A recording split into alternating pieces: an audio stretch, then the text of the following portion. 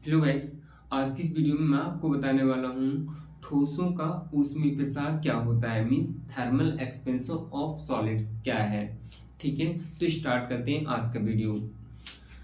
तो गाइस, जब हम किसी सॉलिड को हीट प्रोवाइड करते हैं तो इसका एक्सपेंशन होता है। ठीक है, इसी को हम लोग ठोसों का ऊष्मीय प्रसार कहते हैं। फिर समझिए, ठोस का ऊष्मा पाकर फैलना मीन्स अपने आकार में वृद्धि करना ही ठोस का ऊष्मीय प्रसार कहलाता है। अच्छा, ये क्यों होता है इसके बारे में थोड़ा समझ लेते हैं। तो मान लिया कि ये कोई ठोस है। हम जानते हैं जो ठोस के मॉलिक्यूल्स होते हैं वो एक दूसरे से बिल्कुल बंधे होते हैं, मीन्स क्लोजली पैक्ड होते हैं। ठीक है, इस टाइप से। ठीक है, अभी हमने इसे हीट प्रोवाइड नहीं की है। ठीक है, जब हीट प्रोवाइड नहीं की है तो इनकी एनर्जी अभी नहीं बढ़ी है। ठीक है, अब हमने क्या किया, इसे हीट प्रोवाइड कर दी, मीन्स हीट दे दी इस ठोस को। तो जब हीट दोगे, मान लो अभी जब हमने हीट नहीं दी थी तो ये मॉलिक्यूल्स हैं वो अपनी जगह पर क्या है, इस तरह एक दूसरे से बंधे हुए हैं। ठीक है, अब हमने क्या किया, अब हमने इसे हीट प्रोवाइड मतलब दे दी। जब हीट दी तो क्लियर है कि इनकी एनर्जी क्या हुई, इंक्रीज हुई। सभी मॉलिक्यूल्स की एनर्जी इंक्रीज हुई। ठीक है, अब जब एनर्जी इंक्रीज हुई तो आप सिंपल समझ सकते हो कि ये जो मॉलिक्यूल्स है ना वो वाइब्रेट करना चालू कर देंगे। ठीक है, अच्छा, अब मान लो इसी मॉलिक्यूल्स की बात करें तो जब ये वाइब्रेट करेगा तो ये मॉलिक्यूल्स इस वाले मॉलिक्यूल्स को क्या करेगा, थोड़ा शिफ्ट करेगा। मतलब क्या, इन दोनों मॉलिक्यूल्स के बीच का जो इंटरमॉलिक्यूलर डिस्टेंस वो बढ़ेगा। ठीक है, अरे आप समझिए, जब ये मॉलिक्यूल्स इस टाइप से, मान लो इस टाइप से वाइब्रेशन कर रहा है तो ये वाला मॉलिक्यूल थोड़ा सा शिफ्ट होगा इधर को। ठीक है, अब इसको भी एनर्जी मिली है तो ये भी थोड़ा सा इधर को शिफ्ट होगा। ठीक है, ऐसे ही हर मॉलिक्यूल, चाहे इसकी बात करो या इसकी बात करो, तो इनके बीच का इंटरमॉलिक्यूलर जो डिस्टेंस है वो बढ़ जाता है। अब जब बढ़ेगा तो क्लियर है इसका आकार भी क्या होगा, बढ़ जाएगा। ठीक है, और दूसरा, मैं आपको यहाँ इंटरमॉलिक्यूलर डिस्टेंस और जो पोटेंशियल एनर्जी के बीच एक कर्व आता है उससे भी लास्ट में समझाने का प्रयास करूंगा। ठीक है, तब तक के लिए हम इसके जो टाइप्स हैं उसके बारे में पढ़ लेते हैं। ठीक है, तो ठोसों में ऊष्मीय प्रसार होता है वो 3 प्रकार से होता है। ठीक है, कैसे, अगर हम कोई ऐसा ठोस लेते हैं जिसमें केवल और केवल लंबाई है, ठीक है, और उसे हम ऊष्मा प्रोवाइड करें, मीन्स हीट प्रोवाइड करें, ठीक है, तो वो केवल केवल अपनी लंबाई के अनुदिश ही वृद्धि करेगा। तो ऐसे प्रसार को हम रेखीय प्रसार कहते हैं। मीन्स ऐसा कोई ठोस होगा, ठीक है, बोले तो एक प्रकार से पतला सा वायर है ना। ठीक है, जब आप इसे हीट प्रोवाइड करोगे तो ये केवल और केवल अपनी लंबाई के अनुदिश ही बढ़ेगा। सही है, इसकी जो थिकनेस मानी है हमने, इस मोटाई मानी है, वो बिल्कुल नाक के समान है। ठीक है, अच्छा, ये तो हो गया रेखीय प्रसार। अब अगर हम बात करें क्षेत्रीय प्रसार, जिसे हम बोलते हैं एरिया एक्सपेंशन। ठीक है, तो ऐसा कोई सॉलिड जिसमें लंबाई के साथ साथ चौड़ाई हो। ठीक है, मीन्स क्या, लंबाई के साथ साथ जब चौड़ाई होगी तो उसमें एरिया होगा, मीन्स क्षेत्रफल होगा। ठीक है, जब हम इसे ऊष्मा देते हैं, मीन्स हीट प्रोवाइड करते हैं, तो इसके लंबाई और चौड़ाई दोनों में ही वृद्धि होती है। ठीक है, तो इस प्रकार के एक्सपेंशन को, मीन्स प्रसार को क्षेत्रीय प्रसार कहते हैं। ठोसों का या ठोस का क्षेत्रीय प्रसार कहते हैं। समझ आया? चलो, अब आयतन प्रसार की बात कर लेते हैं। तो ऐसा ठोस जिसमें क्या हो, आयतन। ठीक है, आयतन का मतलब क्या, उसमें लंबाई हो, चौड़ाई हो और क्या हो, ऊंचाई हो। ठीक है, तो ऐसे ठोस को जब आप हीट प्रोवाइड करोगे तो उसकी लंबाई में, चौड़ाई में और ऊंचाई में तीनों में वृद्धि होगी। मीन्स क्या, उसके आयतन में वृद्धि होगी। तो इस प्रकार के प्रसार को हम लोग आयतन प्रसार कहते हैं। मीन्स ठोसों का आयतन प्रसार कहते हैं। ठीक है, इसके 3 टाइप के मैंने प्रसार बता दिए। अब इन तीनों टाइप के प्रसार के अपने अपने एक गुणांक होते हैं। ठीक है, जिन्हें ठोसों के उसमें प्रसार गुणांक कहते हैं। ठीक है, वो क्या है उसे समझते हैं।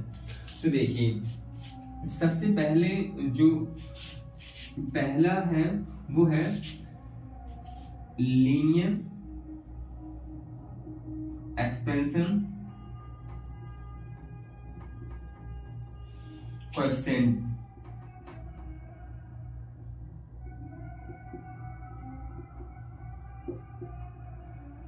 ठीक है, और ऐसे ही एरिया एक्सपेंशन कोएफिशिएंट, और जो तीसरा है वो वॉल्यूम एक्सपेंशन कोएफिशिएंट। ठीक है, तो पहले मैं आपको बता रहा हूँ लीनियर एक्सपेंशन कोएफिशिएंट क्या होता है, जिसे हम बोलते हैं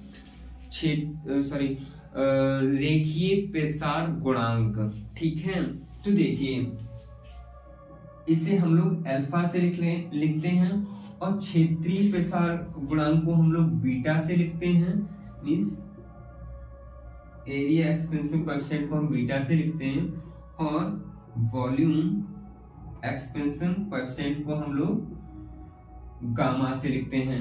ठीक है, इन अल्फा, बीटा और गामा तीनों के मान पदार्थ पर निर्भर करते हैं। मींस आपने किस पदार्थ को हीट प्रोवाइड की है, वो किस मात्रा में कितनी हीट देने पर बढ़ेगा, मींस एक्सपेंशन होगा उसका।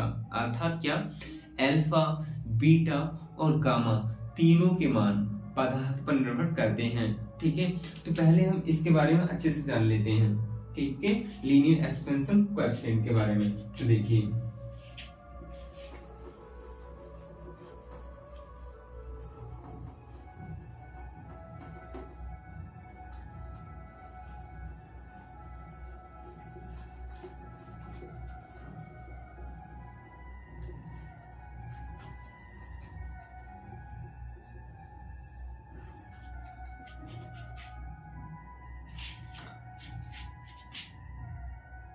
ये मेरी कोई छड़ है जिसकी प्रारंभिक लंबाई मैंने मान ली L1 है। कितनी है? L1। ठीक है, अब जब मैंने इसे हीट प्रोवाइड की तो ये अपनी लंबाई में वृद्धि होगी इसके। ठीक है, वो मैंने मान ली कि डेल्टा L वृद्धि हो गई इसकी लंबाई में।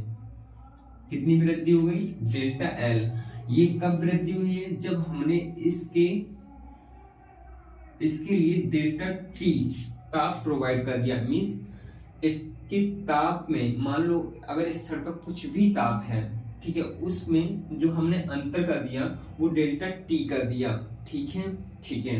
अब देखो, ये जो लंबाई में इसकी वृद्धि है वो किस किस के प्रोपोर्शनल होती है वो देख लीजिए आप। मींस क्या, आप इसे समझ जाइए, बाकी इन दोनों को में बिल्कुल सेम है। ठीक है, तो देखो, ये जो लंबाई में वृद्धि है वो किस किस के प्रोपोर्शनल होती है? पहला पॉइंट, लंबाई में वृद्धि प्रोपोर्शनल होती है ताप वृद्धि के।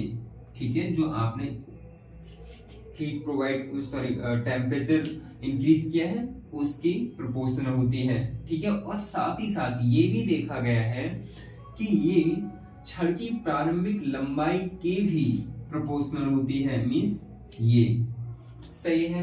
मैंने क्या कहा, फिर समझिए कि ये जो लंबाई है ना, लंबाई में वृद्धि है वो छड़ के ताप वृद्धि के अनुपाती होती है, और साथ ही साथ उसकी प्रारंभिक लंबाई के भी कैसी होती है?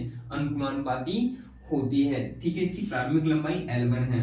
सही, L1 मान लिया। अच्छा, अब डेल्टा L ऐसे ही अनुपाती का साइन हटाएंगे, कोई कांस्टेंट लगा देंगे। हमने वो कांस्टेंट का नाम दे दिया अल्फा। ठीक है, ये क्या है हमारा? L1, और ये कितना है? Delta T। ठीक है, ये जो अल्फा है ना, जिसे हम बोल देंगे अनुक्रमानुपाती नियतांक, यानी कि प्रोपोर्शनलिटी कांस्टेंट। ठीक है, जिसे हम लोग बोलते हैं रेखीय प्रसार गुणांक। ठीक है, मींस लीनियर एक्सपेंशन कोएफिशिएंट। ठीक है, इसका अगर वैल्यू निकालें तो ये आएगा अल्फा बराबर डेल्टा एल बटे L1 डेल्टा टी। ठीक है, क्या बात हुई आगे समझो। मान लो कि इसकी प्रारंभिक जो लंबाई है वो L1 बराबर 1 मीटर है।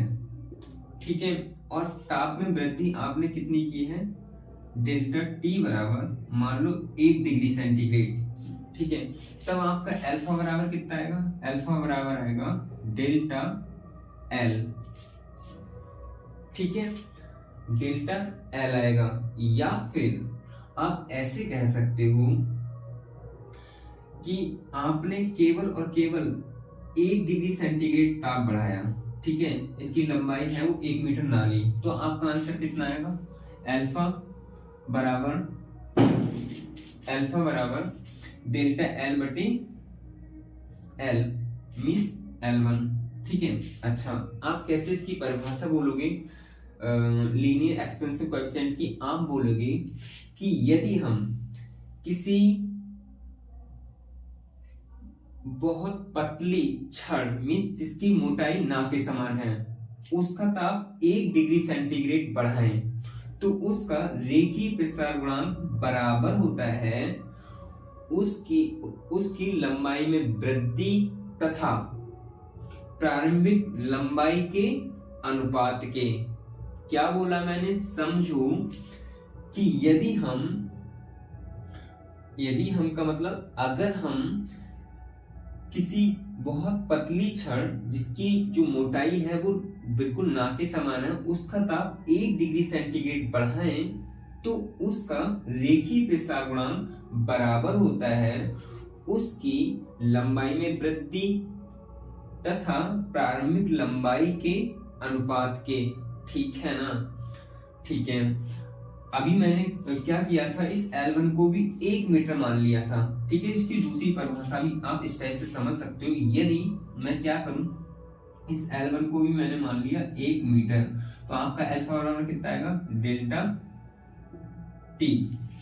ठीक है, कैसे बोलोगे कि यदि हम किसी पतली छड़ का ताप कितना बढ़ाएं, 1 डिग्री सेंटीग्रेड बढ़ाएं, वही पतली छड़ जिसकी मोटाई ना के समान है। ठीक है, 1 डिग्री सेंटीग्रेड बढ़ाएं और उसकी लंबाई कितनी हो, प्रारंभिक लंबाई कितनी हो, 1 मीटर हो, तो उसका रेखीय प्रसार गुणांक वो उसकी लंबाई में वृद्धि के बराबर होता है। ठीक है, इस टाइप से इस क्षेत्रीय प्रसार गुणांक और आयतन प्रसार गुणांक को भी निकाल सकते हैं। इसमें क्या होगा, इसमें आपकी केवल और केवल लेंथ हम कंसीडर कर रहे थे, इसमें आपका क्षेत्रफल कंसीडर करेंगे। ठीक है, मतलब देखो कैसे, मान लो इससे पहले से मैं आपको यहां बताना चाहता हूं, वो देख लीजिए। ये है आपका, इसकी टोटल लंबाई कितनी हो गई, मान लिया L हो गई। ठीक है, L बराबर क्या, L बराबर हो गया L1 प्लस डेल्टा L। ठीक है, अगर हम ये निकालें या फिर हम कहें कि टोटल लंबाई बाद की जो अंतिम लंबाई होगी वो L2, तो L2 बराबर कितना है, इतना है। ठीक है, तो अगर हम डेल्टा L बराबर निकालें यहां से, तो डेल्टा L बराबर कितना आएगा, L2 माइनस L1। ठीक है, हम यहाँ पुट कर दें इस वैल्यू को तो कितना आएगा हमारा आंसर, देखिए अल्फा बराबर डेल्टा L का वैल्यू कितना आ रहा है, L2 माइनस L1 बटे कितना आ रहा है, L1 डेल्टा T। ठीक है, ठीक है, अब यहां से हम क्या कर सकते हैं, इस जो ये वैल्यू है ये इसकी मल्टीप्लाई में पहुंच जाएगा। ठीक है, तो देखिए पहुंच जाएगा, कितना आएगा, अल्फा L1 डेल्टा T बराबर L2 माइनस L1। ठीक है, इस चीज को इधर ले आइए। ठीक है, और साइडें चेंज कर दीजिए, कितना आएगा आपका, पहले इसे इधर ले आइए तो कितना आएगा, L1 प्लस, ये चीज प्लस में ही होगी, अल्फा L1 डेल्टा T बराबर L2। इस पूरी साइड को इधर ले आइए, L2 बराबर कितना हो जाएगा, इन दोनों में से L1 कॉमन ले लीजिए, यहाँ कितना बचेगा, 1 प्लस यहाँ कितना बचेगा, अल्फा डेल्टा T। ठीक है, एक फॉर्मूला हमारा ये आ गया, मतलब क्या, ये अंतिम लंबाई L2 थी, L2 मान ली थी ना, अंतिम लंबाई बराबर होगी प्रारंभिक लंबाई, फिर इतनी ताप वृद्धि और अल्फा का मल्टीप्लिकेशन प्लस 1 इस पूरे के मल्टीप्लिकेशन का प्रारंभिक लंबाई।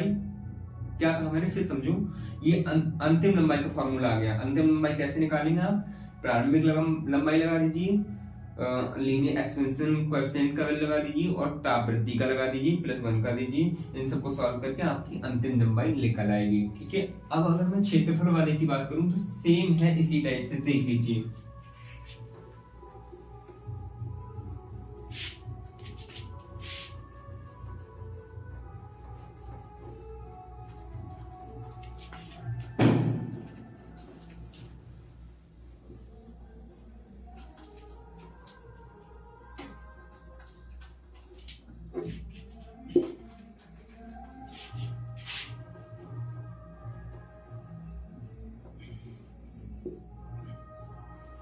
मतलब क्या, देखो, अगर ये आपका क्षेत्रफल है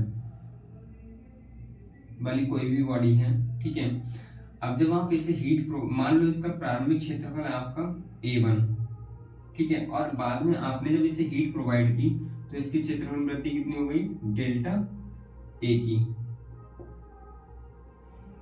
मींस ये जो क्षेत्रफल वृद्धि हुई है ये कितनी हुई है, डेल्टा A की, डेल्टा A मैं दिखा दे रहा हूं यहाँ, डेल्टा A। ठीक है, तो अंतिम क्षेत्रफल कितना हो गया, अंतिम क्षेत्रफल कितना हो गया, उसे हम A2 मान ले रहे हैं अंतिम क्षेत्रफल। ठीक है, अंतिम क्षेत्रफल बराबर कितना हो गया, A2, और प्रारंभिक क्षेत्रफल कितना हुआ, A1। ठीक है, तो और क्षेत्रफल वृद्धि, क्षेत्रफल वृद्धि कितनी, डेल्टा A की। ठीक है, अब सेम ये जो वृद्धि है ना वो किस किस के प्रोपोर्शनल होती है, सेम लेंथ वाले की तरह है। ठीक है, तो देखिए ये वृद्धि प्रोपोर्शनल होती है एक तो प्रारंभिक क्षेत्रफल के, पहली बात प्रारंभिक क्षेत्रफल के, ठीक है, और इस जो बॉडी है इसके टेम्परेचर में वृद्धि के, तो टेम्परेचर में वृद्धि कितनी की थी हमने, इसके भी डेल्टा T की। ठीक है, इसे भी सॉल्व कर लीजिए, कितना आएगा आंसर इसका, डेल्टा A बराबर कितना आएगा, ये अनुपाती का साइन हटाएं, कोई कांस्टेंट लगा लिया हमने बीटा, और ये कितना है A1 डेल्टा T। ठीक है, तो यहाँ से बीटा का आंसर आएगा निकल के डेल्टा A बटे कितना आएगा, A1 डेल्टा T। ठीक है, तो आप इसकी भी परिभाषा किस टाइप से बोलेंगे, तो देखिए इसकी परिभाषा किस टाइप से बोलेंगे, डेल्टा है, यदि आप क्या करूं, डेल्टा T बराबर 8 डिग्री सेंटीग्रेड ले लो तो बीटा बराबर कितना आएगा, delta L delta A delta A बटे A1। आप बोलोगे यदि हम किसी क्षेत्रफल वाली वस्तु का ताप 1 डिग्री सेंटीग्रेड बढ़ाएं तो उसका क्षेत्रीय प्रसार गुणांक बराबर होता है, देखो बराबर का साइन लगाया ना, बराबर होता है उसके क्षेत्रफल में वृद्धि तथा प्रारंभिक क्षेत्रफल के अनुपात के, अनुपात का मतलब समझते हो ना। ठीक है, ठीक है, अगर इसके मात्रक की बात करें तो इसका मात्रक क्या आएगा, इस एरिया का मात्रक कट जाएगा, इसका आएगा प्रति डिग्री सेंटीग्रेड, ठीक है, या फिर प्रति केल्विन, और अल्फा का भी मात्रक यही आएगा और गामा का भी मात्रक यही आएगा। ठीक है, इस चीज को सीख लिया। ठीक है, अब आगे एक इससे फॉर्मूला सेम जो मैंने L2 निकाला था लेंथ वाले के लिए, मींस लीनियर एक्सपेंशन के लिए, अब इसके लिए भी एक फॉर्मूला आता निकल के, वो देख लीजिए जल्दी से। मींस क्या, तो देखो अंतिम क्षेत्रफल इसका कितना है, A2 बराबर कितना है, A2 बराबर आएगा A1 प्लस डेल्टा A। ठीक है, तो यहां से डेल्टा A बराबर कितना आएगा, डेल्टा A बराबर आएगा A2 माइनस A1, ठीक है।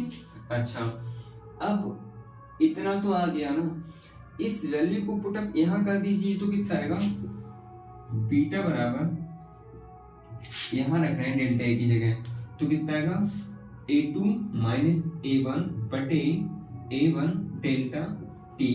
इस चीज को यहाँ मल्टीप्लाई में पहुंचा दीजिए, कितना आएगा बीटा A1 डेल्टा टी बराबर A2 माइनस A1, ठीक है।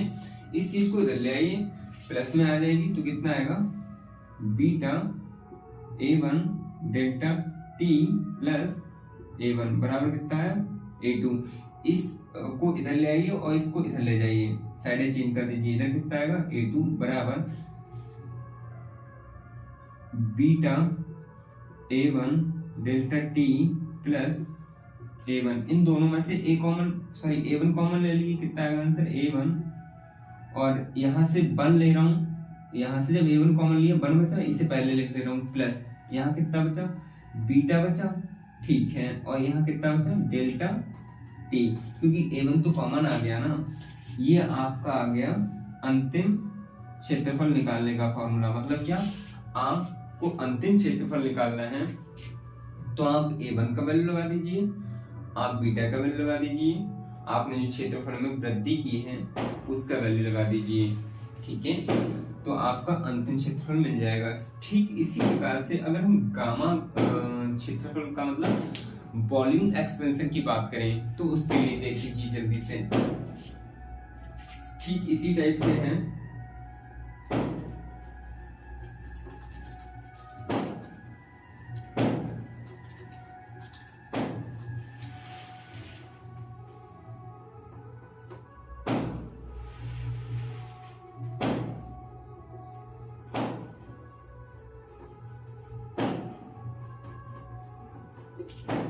मान लिया कि इसका प्रारंभिक जो वॉल्यूम है वो कितना है B है, ठीक है, ठीक है।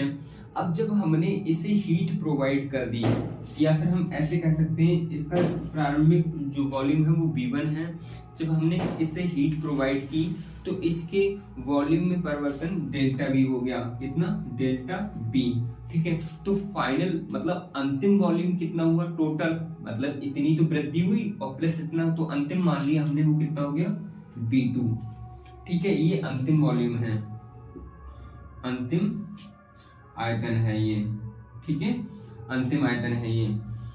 तो देखिए ठीक इसी टाइप से जैसे हमने क्षेत्रीय प्रसार निकाला था, क्षेत्रीय प्रसार गुणांक निकाला था, आयतन प्रसार निकालेंगे ठीक उसी टाइप से। तो देखो इसके आयतन में जो वृद्धि हुई है ना कितनी, डेल्टा बी, वो किस किस के प्रोपोर्शनल होती है, देखिए डेल्टा बी प्रोपोर्शनल होती है एक तो इसके प्रारंभिक आयतन के और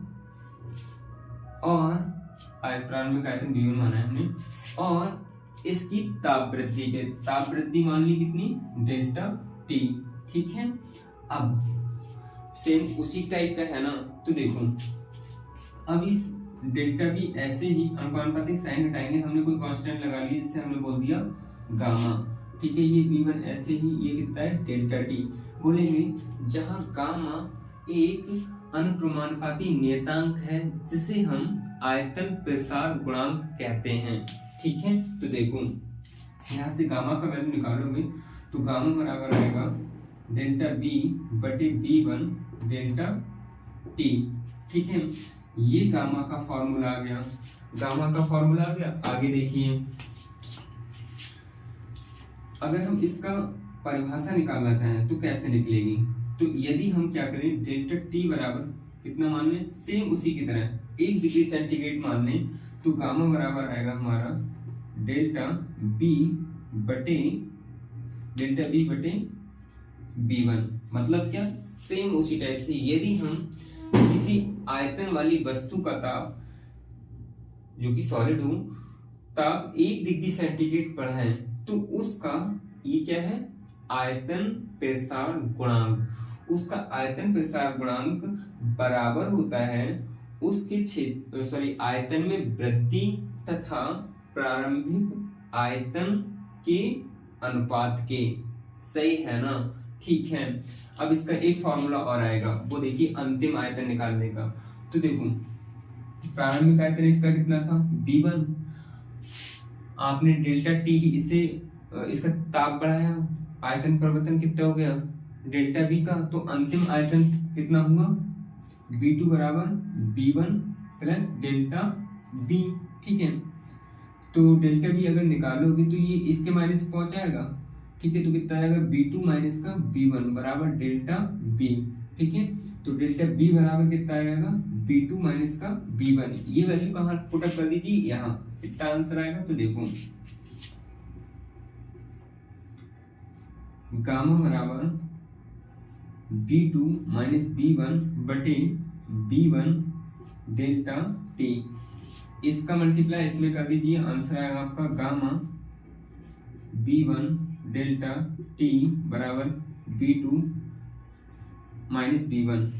इस चीज को इधर ले आइए, प्लस में आ जाएगा, कितना आएगा V1 plus gamma V1 delta T बराबर V2। आप ये कंफ्यूज ना होना, क्योंकि मुझे इस V1 माइनस का V1 आया ना, इधर आएगा तो प्लस में हो जाएगा, तो मुझे यहाँ लिखना चाहिए, आप ऐसे समझ लीजिए जैसे मुझे इस टाइप से लिखना चाहिए,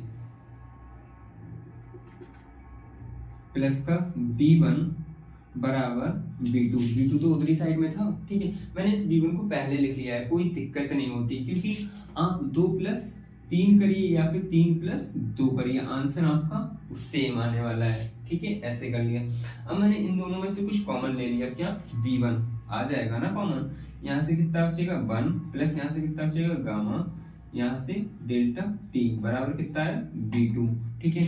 या फिर V2 बराबर कितना आएगा V1 1 plus gamma delta T, ठीक है। इस टाइप से ये आप इस फॉर्मूला के द्वारा अंतिम वॉल्यूम निकाल सकते हो।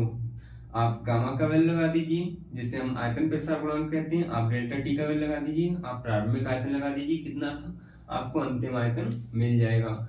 मैं आपको फिर बता दूं, तीनों अल्फा बीटा और गामा तीनों के मान हैं वो पदार्थ पर निर्भर करते हैं, ठीक है। अच्छा, और इन तीनों की जो मात्रक होते हैं वो सेम होते हैं, मीन्स प्रति डिग्री सेंटीग्रेड, ठीक है, या फिर कहें तो प्रति केल्विन, ठीक है। अच्छा, अब मैं एक छोटी सी बात और बताऊंगा आपको कि हम जो एक्सपेंशन करते हैं ना, तो जो सॉलिड का टेम्परेचर बढ़ाते हैं तो वो 100 डिग्री सेंटीग्रेड से कम ही बढ़ाते हैं। अब मान लो आप 100 डिग्री सेंटीग्रेड से तो आप ज्यादा बढ़ा दोगे तो पता चली कि जो पदार्थ की सॉलिड स्टेट है फिर तो वो लिक्विड स्टेट में कन्वर्ट होना चालू हो जाएगा, ठीक है, मतलब अपनी स्टेट बदलना चालू कर देगा, ठीक है। तो 100 डिग्री से लेस ही कर देते हैं, ठीक है। अच्छा, अब अल्फा बीटा और गामा, ठीक है, अल्फा बीटा गामा तीनों में एक रिलेशन होता है, ठीक है। वो रिलेशन कैसे आया कैसे नहीं, उसके लिए हम अगली वीडियो में बताएंगे। तब तक के लिए थैंक यू।